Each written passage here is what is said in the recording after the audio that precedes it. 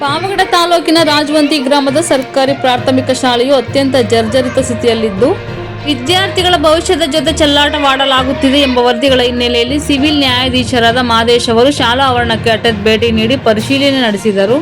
ಶಾಲೆಯ ದುಸ್ಥಿತಿ ಕುರಿತು ಸಾರ್ವಜನಿಕರು ಹಾಗೂ ಪೋಷಕರು ಅಧಿಕಾರಿಗಳಿಗೆ ಹಲವು ಬಾರಿ ಮನವಿ ಸಲ್ಲಿಸಿದ್ದರೂ ಯಾವುದೇ ಕ್ರಮ ಕೈಗೊಂಡಿರಲಿಲ್ಲ.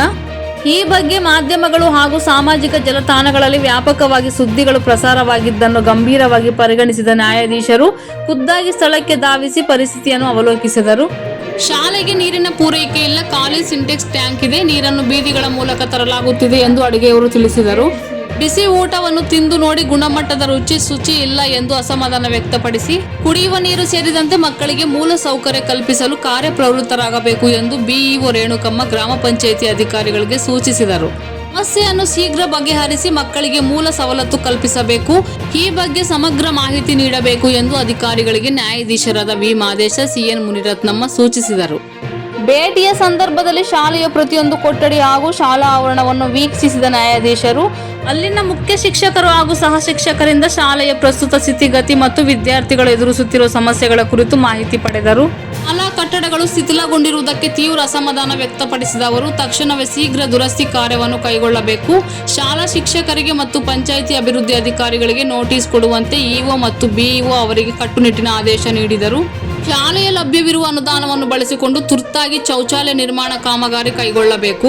ಗ್ರಾಮ ಪಂಚಾಯಿತಿ ಹಾಗೂ ತಾಲೂಕು ಪಂಚಾಯಿತಿ ಅಧಿಕಾರಿಗಳಿಗೆ ಅಧಿಕೃತವಾಗಿ ಪತ್ರ ಬರೆದು ಶಾಲೆಯ ಸಮಸ್ಯೆಗಳ ಬಗ್ಗೆ ಲಿಖಿತವಾಗಿ ಮಾಹಿತಿ ನೀಡಿ ಅನುದಾನ ಪಡೆಯಲು ಕ್ರಮ ವಹಿಸಬೇಕು ಎಂದು ಸೂಚನೆ ನೀಡಿದರು. ಪರಿಶೀಲನೆ ವೇಳೆ ಬೀಗ ಹಾಕಲಾಗಿದ್ದ ಶೌಚಾಲಯವನ್ನು ಕಂಡು ಆಕ್ರೋಶ ವ್ಯಕ್ತಪಡಿಸಿದ ನ್ಯಾಯಾಧೀಶರು ಸ್ಥಳದಲ್ಲೇ ಇದ್ದ ಕ್ಷೇತ್ರ ಶಿಕ್ಷಣಾಧಿಕಾರಿಗಳಾದ ರೇಣುಕಮ್ಮ ಹಾಗೂ ಗ್ರಾಮ ಪಂಚಾಯಿತಿ ಅಭಿವೃದ್ಧಿ ಅಧಿಕಾರಿಗಳನ್ನು ತೀವ್ರವಾಗಿ ತಾರಾಟೆಗೆ ತೆಗೆದುಕೊಂಡರು. ನಿಮ್ಮ ಸ್ವಂತ ಮನೆಗಳು ಹೀಗಿದ್ದರೆ ನೀವು ಇರುತ್ತೀರಾ ಅಥವಾ ನಿಮ್ಮ ಮಕ್ಕಳನ್ನು ಇಂತಹ ಜರ್ಜರಿ ಸ್ಥಿತಿಯಲ್ಲಿರುವ ಶಾಲೆಗೆ ಕಳಿಸುತ್ತೀರಾ ಎಂದು ಪಿಡಿಒ ಅಧಿಕಾರಿಗಳನ್ನು ಪ್ರಶ್ನಿಸಿ ತಾರಾಟೆಗೆ ತೆಗೆದುಕೊಂಡರು. ಇನ್ನು ಸರ್ಕಾರಿ ನೌಕರರು ಕೇವಲ ಸಂಬಳ ಪಡೆಯುವುದಕ್ಕೆ ಕೆಲಸ ಮಾಡಬಾರದು, ಕರ್ತವ್ಯ ಪ್ರಜ್ಞೆ ಇಟ್ಟುಕೊಂಡು ಶಾಲೆಯ ಮೂಲ ಸೌಕರ್ಯ ಮತ್ತು ಮಕ್ಕಳ ಭವಿಷ್ಯದ ಅಭಿವೃದ್ಧಿಯ ಕಡೆಗೆ ಹೆಚ್ಚಿನ ಗಮನ ಹರಿಸಬೇಕು ಎಂದು ಅಧಿಕಾರಿಗಳಿಗೆ ಮತ್ತು ಸಿಬ್ಬಂದಿಗೆ ಖಡಕ್ ಎಚ್ಚರಿಕೆ ನೀಡಿದರು.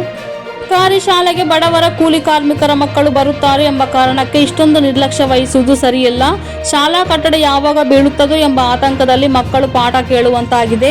ಮಕ್ಕಳ ಪ್ರಾಣದ ಜೊತೆ ಚೆಲ್ಲಾಟ ಆಡುವುದನ್ನು ಸಹಿಸಲು ಸಾಧ್ಯವಿಲ್ಲ. ಮುಂದಿನ ದಿನಗಳಲ್ಲಿ ಯಾವುದೇ ಅನಾಹುತ ಸಂಭವಿಸಿದರೆ ಅದಕ್ಕೆ ನೇರವಾಗಿ ಸ್ಥಳೀಯ ಪಂಚಾಯಿತಿ ಮತ್ತು ಶಿಕ್ಷಣ ಇಲಾಖೆ ಅಧಿಕಾರಿಗಳೇ ಹೊಣೆಯಾಗಬೇಕಾಗುತ್ತದೆ ಎಂದು ಎಚ್ಚರಿಸಿದರು. ಶಾಲೆಯ ದುರಸ್ತಿ ಹಾಗೂ ಮೂಲ ಸೌಕರ್ಯಗಳ ಕೊರತೆಯನ್ನು ಶೀಘ್ರದಲ್ಲೇ ನೀಗಿಸದಿದ್ದರೆ ಕಾನೂನು ಕ್ರಮ ಎದುರಿಸಬೇಕಾಗುತ್ತದೆ ಎಂದು ಎಚ್ಚರಿಸಿದ ನ್ಯಾಯಾಧೀಶರ ಈ ದಿಢೀರ್ ಭೇಟಿಯು ತಾಲೂಕಿನ ಬೇಜವಾಬ್ದಾರಿ ಅಧಿಕಾರಿಗಳಿಗೆ ಬಿಸಿ ಮುಟ್ಟಿದೆ. ವರದಿ ಮಾರುತಿ, ಎಂಎಸ್ ಮೀಡಿಯಾ.